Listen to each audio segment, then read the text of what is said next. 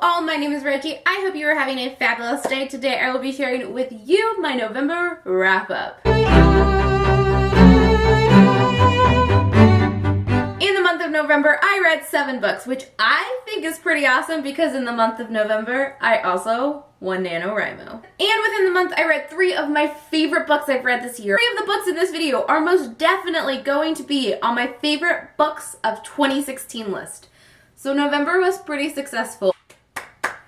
Way to go, November. The first book I'm going to talk about today is not part of the 7. It's actually a book I read in October and I forgot to talk about in my October wrap-up. So I wanted to mention it, but it is going to be brief because, to be honest, I didn't really like it. The book is The Graveyard Book by Neil Gaiman. I gave this book a 2, maybe a 2.5 out of 5 stars. I just don't think I connect with Neil Gaiman's writing or his storytelling, and it's nothing against him. I've watched his speech and read his book, Make Good Art. He is a great, phenomenal person. His speaking is great. His advice is impeccable. I just don't connect with his work, and that's a shame, but it is what it is. This is a very beloved story, though, so don't let my negative thoughts on the story impact you.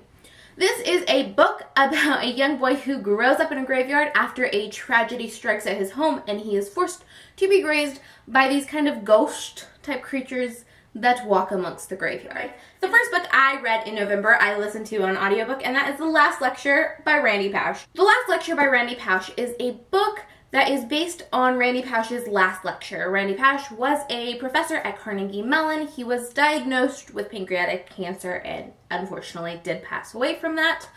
And this book, and in correlation with his speech that he gave, that is the last lecture, gives advice to living your life, becoming successful, not worrying about success, and just being a genuinely good and happy person. It is a wonderful, heartfelt, and honestly, truly sad story, just because you know the entire way through that this guy, these are his last thoughts, and he's communicating to the whole world and his children, and just trying to leave a piece of him behind. And it's just so beautiful and so profound and so touching and moving, and I love it so much. I had already seen his lecture previous to reading this book, and I did listen to this book on audio, but it was just a truly amazing experience. I can't express to you how wonderful this audiobook is. If you are ever in the need of a nonfiction audiobook, I highly recommend this one. I gave it 5 out of 5 stars. And this is one of my favorite books I've read this year. It was just amazing. The next book I read in November was It Ends With Us by Colleen Hoover. I was actually super skeptical to read this book because if you don't know, the last Colleen Hoover book I read was Ugly Love, and that was definitely my least favorite book I've read this year. Possibly my least favorite book I've ever read in my entire life.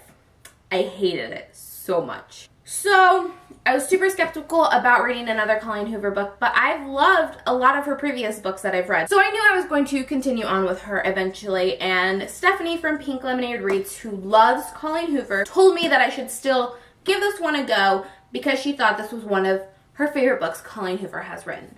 And I completely agree with Stephanie. I truly believe this is her best work to date. The problem I have with a lot of Colleen Hoover books is that she doesn't give her female characters a lot of agency, other than to fall in love with our main character. There's not a lot of story that happens in her books other than girl meets guy, guy meets girl. Someone has a weird back history, it gets complicated, messy love story ensues. And while this still followed the standard Colleen Hoover storytelling outline she has provided, it was a lot more than that. We had characters with agency and we had a true story being told. It went in a direction different than I expected, and at first something happened and I was like, nope, this is it. This is going to be the thing that makes me hate this book as well. And it actually ended up being dealt with so amazingly well. And this book is by no means perfect.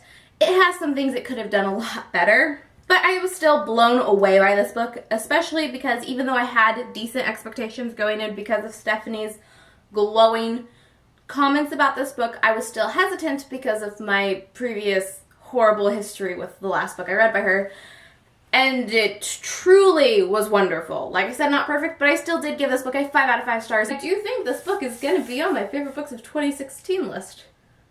Which is also funny because if I were to make a least favorite books of 2016 list, Colleen Hoover would also be on it. After that, I completed Rooms by Lauren Oliver, which is a book I started at the very end of October. But I read this book really slowly, and I loved that I read it slowly because this is a book that's kind of a journey. This book is told in a couple of points of view, but is mainly told by the perspective of two ghosts who are roaming the halls of a house, and it follows them observing a family that comes into the house to clean up the house after the owner of the house has passed away. So these couple of ghosts are observing this family going through this grieving process. I say grieving in air quotes because some of them aren't sad, a lot of them aren't very close to him. They had a very strained relationship.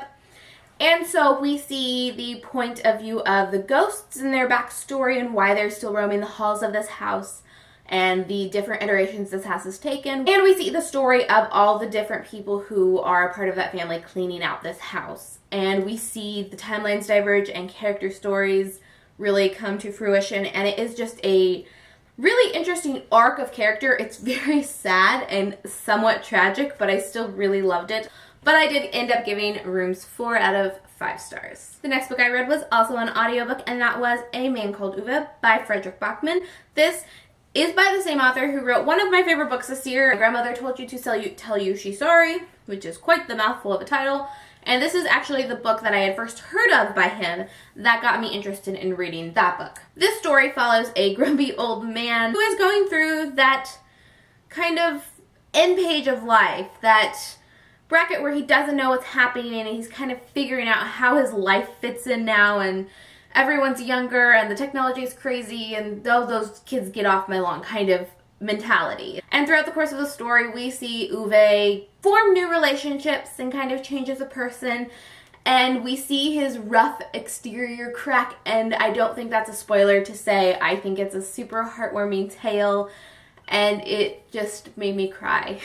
It really struck a chord with me. It made me sad in a lot of parts. It made me so happy in a lot of parts. It was just truly a great moving story. There's something about Frederick Bachman's stories that just make me so happy, but I feel the emotion, so I feel sad. Then I did a thing. I listened to Harry Potter and the Deathly Hallows. I did it. My year-long, slow, contemplative, take your time reread of Harry Potter books via audio is complete. I was truly blown away during the rereading process of this book that I haven't even started to think about how it fits into my ranking of favorite Harry Potter books. And I'm doing a whole video about the process of rereading Harry Potter in the somewhat nearish future. But I still need time to ponder. But it's possible this is my favorite Harry Potter book now, even though it wasn't before. It was like number 3. It was a solid number like 3. Even things that I didn't like the first time I read this book kind of hit me in a new light, and it was great. I also finished this book literally the day Fantastic Beasts came out, and my gosh, that was such a wonderful decision because I got so much more out of Fantastic Beasts, and I was so happy with that. And I don't think I have to say it, but Harry Potter is always a 5 out of 5, so of course that was a super big 5 out of 5. And then I read a book that I don't own, but I want to buy so desperately because it is possibly, probably, most likely my favorite book I've read this year. And that book is I'll Meet You There by Heather Demetrius.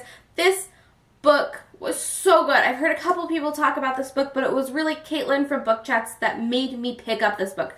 She did a wonderful review on this book. This book touched me in such a big, personal, wonderful, great way. This book is mainly told from the point of view of Skylar, who is a recently graduated senior living in a very small town of Creekview. She is about to go to college on a scholarship in San Francisco. She is from California, Central California, living in a small town. And it is beautiful because I grew up in a small town in Central California. The first time Heather described where this character was and described Central California so perfectly, I was sold. But it doesn't end there. Skylar gets reintroduced to a character named Josh who is recently returned from fighting in the war. He was a Marine and he lost his leg in combat. So we see the story in a couple different perspectives, and it deals with a lot of heavy topics. First thing we see is just growing up in a small town and living in that, and the kind of suction that a small town has, and the kind of grips it gets on you, because it definitely happens, and how hard it is to break away from that. We see alcohol abuse, and we see grief and death, and moving on from death even years after it's occurred. We see Josh go through PTSD, survivor guilt, the process of going through recovering, and the pain he feels from the incident that occurred, and the process of living life as an amputee and a returning veteran. We see a strained relationship between a mother and daughter. It's honestly so good. Deals with so many real, hard, important topics. Is undoubtedly my favorite book I've read in such a long time. I'm so happy I read this book, and I implore you to do the same. The last book I read in November was Crooked Kingdoms by Leigh Bardugo. Unpopular opinion time. I don't think Leigh Bardugo and me get along very well. I gave this book 3.5 out of 5 stars. It wasn't terrible. I expected a lot more from it. I thought I was going to absolutely eat it up. It had some really amazing parts. It had a really good twist. I just don't really feel connected to these characters, and I don't know why that is. I don't know why I didn't feel the intense emotions other people feel when they read this book. I'm going to reread this duology one day.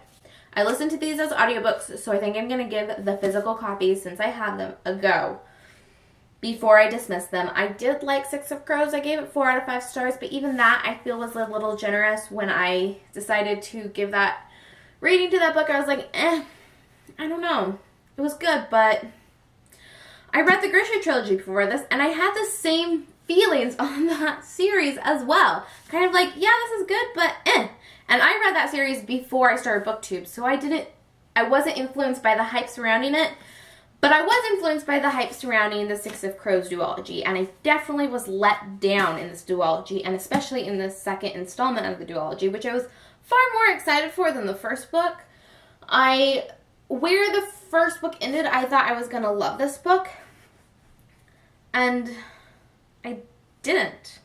And it wasn't bad by any means, and Leigh Bardugo has some beautiful, beautiful quotes in this. What pains me about this whole process isn't that I don't like a popular book, because that's never been an issue for me before. Like, it's really sad when I don't like a book that's super popular, and I'm disappointed that so many people have found such great redeeming merits that I couldn't find in it. That's sad and all, but that's not the thing. The thing is here, I don't know what it is. What doesn't connect with me? Because this book has so many elements that I would love, and they just don't reach me. And the same thing with the Grisha trilogy. So if you haven't liked the Grisha trilogy, and you didn't like the Six of Crows duology, we need to talk.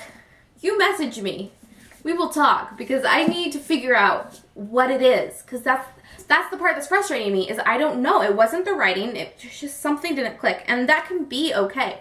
But I want to have reasons for why I didn't like something, and I want to understand it. And I don't understand what doesn't click with me and Leigh Bardugo.